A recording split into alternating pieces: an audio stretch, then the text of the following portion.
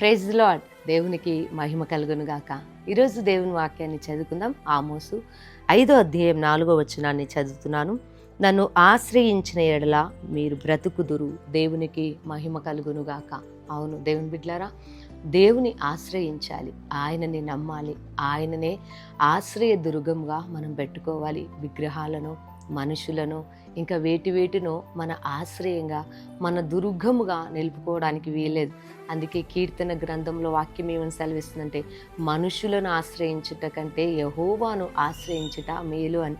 అవును, ఈరోజు కొన్ని సమస్యల గుండా నువ్వు వెళ్తున్నావేమో, కొన్ని శ్రమలు నిన్ను చుట్టుకొని ఉన్నావేమో, నీకేం అర్థం కావట్లేదేమో, నేను ఎవరిని ఆశ్రయించాలి, ఎవరి యొద్దకు వెళ్ళాలి, ఏం చేయాలి అని ఆలోచిస్తూ దేవుని వాక్యాన్ని వింటున్నావా?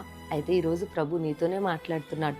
నీ హృదయమును, నీ అంతరంగమును ఎరిగిన దేవుడు గనుక మనుషులను ఆశ్రయిస్తే ఓడిపోతావు.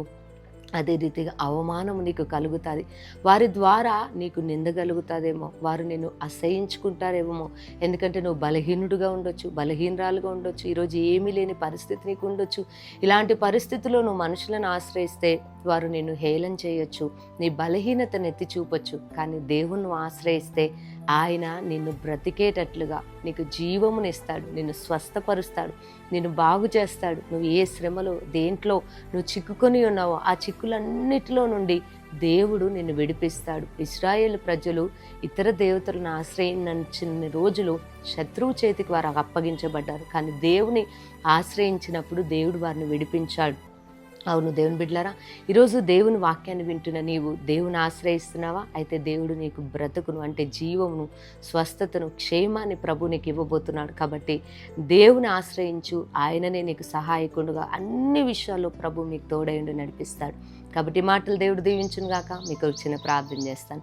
సర్వశక్తి గల దేవా, నీకు స్తోత్రం. ఎంతోమంది బిడ్డలు ఈరోజు మనుషులను కాదు నాయన మేము ఆశ్రయిస్తుంది నిన్ను, మీరే మా దుర్గము అని నాయన వారిని ఎదుట నుంచుకొని నిన్ను ఆశ్రయిస్తుండగా వారిని బ్రతికించారు, వారికి జీవమునివ్వండి, వారికి కృప చూపండి.